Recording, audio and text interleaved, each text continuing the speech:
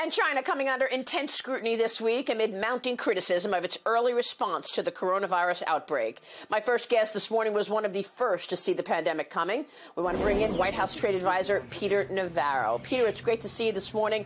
And thank you for all of your early warnings and your great work on this, Peter. I know you've been busy with the supply chain issues, but I want to talk first about China and what we're learning this morning.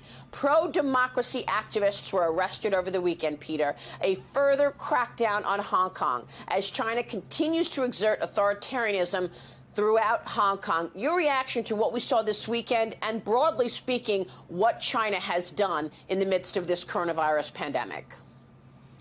Maria, my focus here at the White House is making sure that the people of America are safe from this virus and getting things like personal protective equipment, masks, ventilators, and things like that. But here's what I can tell you about China. If you think about what China did over the course of this thing, they did four things that led to the deaths of many people worldwide. I mean, first of all, the virus was spawned in China. Second of all, they hid the virus behind the shield of the World Health Organization.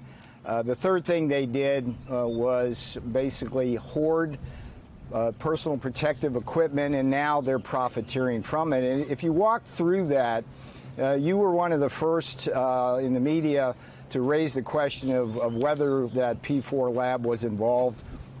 That's an interesting issue. What we know is that the ground zero for this virus was within a few miles of that lab. If you simply do an Occam's razor approach, that the simplest explanation is probably the most likely, I think it's incumbent on China to prove that it wasn't that lab. So that's number one. But more importantly, we know that for a critical 6-week period of time, China used its influence at the World Health Organization to hide the virus from the world. This was a time where that virus could have been contained in Wuhan. Instead, 5 million Chinese people went out from Wuhan and propagated the virus around the world. That was a critical time.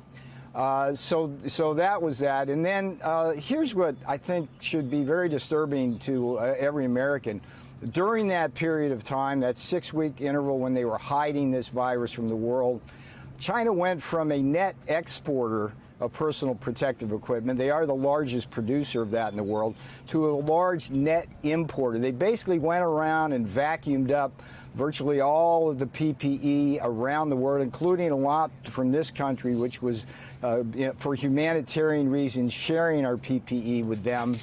And what that did was leave people in New York, Milan, and everywhere in between defenseless when it came time to have that PPE. Now, what's happening today, which is equally alarming, is China is sitting on that hoard of PPE where it cornered the market, and it's profiteering. I have cases that are coming across my desk where 50-cent masks made in China are being sold to hospitals here in America for as much as $8. Unbelievable. So this is a situation. I remember a month ago when I got a call from a leading hospital executive who said to me, Maria, there are masks and gloves, protective equipment that were on a ship coming from China to America. Those ships were told to turn around, that China said, we're not keeping any commitments that we had to export any of this stuff.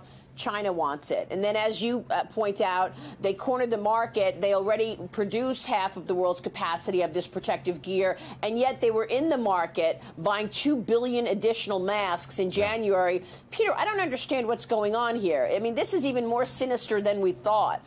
First, this virus escapes, sickens the world, and then they turn around and try to make it harder for the United States to get the products they need?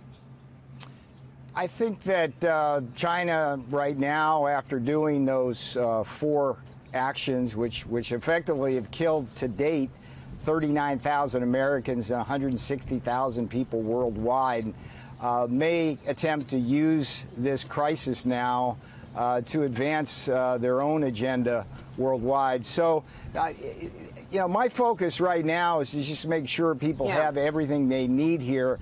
But I think as a marker, people need to pay attention to that. you're working with Honeywell, you're working with a number of companies, you're doing a lot, even in New York with Mayor de Blasio. We're going to get to that. I want to make sure the audience understands what's happening. But let me get your take on this.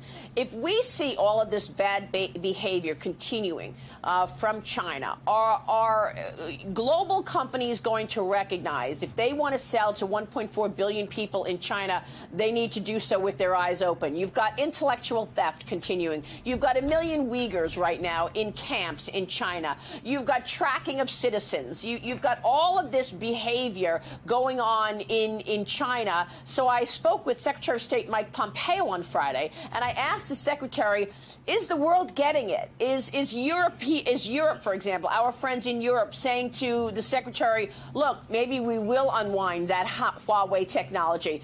Take a listen to what the Secretary said in regards to European friends and global businesses and whether or not there's a new thinking around China. Here's what the Secretary told me Friday. I am very confident that this moment where the Chinese Communist Party failed to be transparent and open and handle data in an appropriate way will cause many, many countries to rethink what they were doing with respect to their telecom architecture.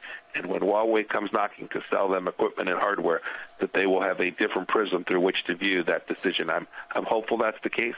This is about security and making sure that U.S. data, Americans' data that travels across their networks is safe and secure as well. What will happen to companies that are aligned with China? Two things. I think this has been a real moment for business leaders all across America to see the political risk associated with operations inside of China.